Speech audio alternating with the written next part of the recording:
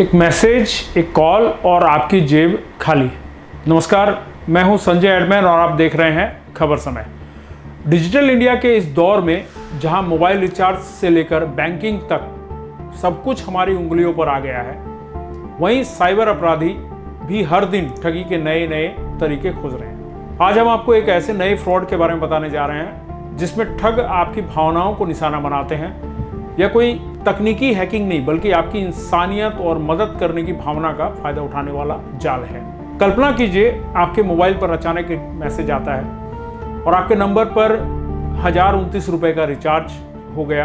आप सोचते हैं कि शायद किसी से गलती की गई होगी। कुछ ही देर बाद फोन की घंटी बजती है।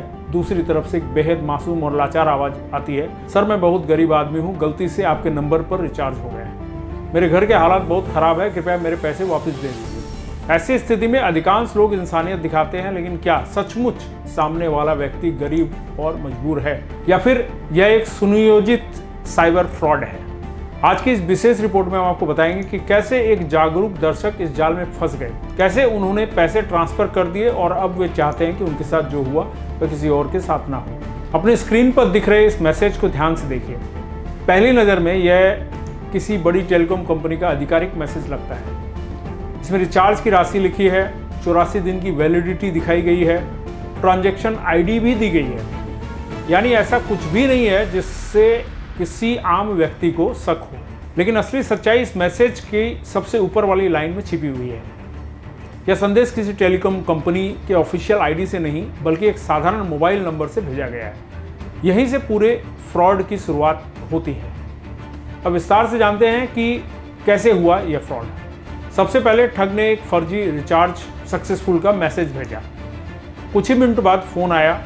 फोन करने वाले ने खुद को गरीब और मजबूर बताते हुए कहा कि गलती से उसके पैसे इस नंबर पर रिचार्ज हो गए हैं। उसने बार बार भावनात्मक बातें की, कहा कि उसके परिवार की आर्थिक स्थिति खराब है, कहा कि वह मजदूरी करके पैसा कमाता है, कहा कि अगर पैसे वापस नहीं मिले तो उसका नुकसान हो जाएगा। इंसानियत के नाते हमारे दर्शक को उनकी बातों पर विश्वास हो गया। उन्होंने ये सोचे बिना कि रिचार्ज वास्तव में हुआ भी है या नहीं, उस व्यक्ति द्वारा बताए गए नंबर पर पैसे ट्रांसफर कर दिए। पैसे भेजने के बाद जब उन्होंने अपने मोबाइल नंबर की जांच की, तब उन्हें पता चला कि उनके नंबर पर वास्तविक कोई नया रिचार्ज हुआ ही नहीं था। तब तक बहुत देर हो चुकी थी, पैसे ठग के खाते में जा चुके थे। अब दर्शक क्या चाहते हैं? हमारे दर्शक ने अपनी पहचान सार्वजनिक न करने की शर्त पर यह पूरी जानकारी खबर समय के साथ साझा की। उन्होंने कहा कि पैसे चले जाने का दुख तो है, लेकिन उससे भी ज़्यादा चिंता इस बात की है कि कहीं कोई और व्यक्ति इस तरह की भावुक होकर अपना पैसा ना गंवा बैठे। उन्होंने हमसे कहा, अगर मेरी गलती से दूसरे लोग सीख जाएं और किसी का पैसा बच जाए तो मुझे खुशी होगी। यही कारण है कि आज यह रिपोर्ट आपके सामने लेकर आए हैं, ताकि जो गलती हमारे दर्शक से हुई वह गलती आप न दोहराएं। साइबर अपराधी जानते हैं कि भारतीय समाज के लोग एक दूसरे की मदद करने के लिए हमेशा तैयार रहते हैं। यही वजह है कि वे तकनीक हैकिंग से ज़्यादा भावनात्मक कहानियों का सहारा लेते हैं। कभी बीमारी का बहाना, कभी गरीबी का बहाना, कभी गलती से रिचार्ज होने का बहाना, और कई बार लोग उनकी बातों में आकर पैसे भेज देते हैं। याद रखिए, सच्चा व्यक्ति आपसे पैसे मांगने से पहले टेलीकॉम कंपनी से संपर्क करेगा, लेकिन ठग सीधे आपके दिल और जेब पर हमला करता है। अब सवाल आता है कि आखिर इन सब से बचे कैसे? किसी भी रिचार्ज वाले मैसेज पर आंख बंद करके भरोसा ना करें। सबसे पहले देखें कि मैसेज किस नंबर या आईडी से आया है। अपने माई जियो, एयरटेल थैंक्स या VI या BSNL ऐप में जाकर जांच करें कि कोई नया प्लान एक्टिव हुआ है या नहीं। किसी अनजान व्यक्ति को UPI, फ़ोनपे, गूगल पे या बैंक ट्रांसफ़र से पैसे न भेजें। भावनात्मक दबाव में कभी फैसले ना लें। संदिग्ध नंबर को तुरंत ब्लॉक करें।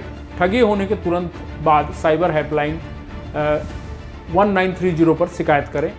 तो दोस्तों, कई बार धोखा देने वाले लोग बहुत पढ़े लिखे या तकनीकी विशेषज्ञ नहीं होते। वे सिर्फ आपकी भावनाओं को समझते हैं और उसी का फ़ायदा उठाते हैं।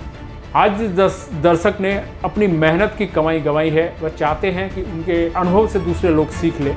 इसलिए अगली बार अगर आपके पास भी ऐसा कोई मैसेज आए और उसके बाद कोई व्यक्ति फ़ोन करके पैसे वापस मांगने लगे, तो पहले जांच कीजिए, फिर फैसला कीजिए। याद रखिए, सहानुभूति अच्छी बात है, लेकिन सतर्कता उससे भी ज़्यादा ज़रूरी है। इस वीडियो को अधिक से अधिक शेयर कीजिए ताकि कोई और इस नए साइबर जाल का शिकार न बन सके।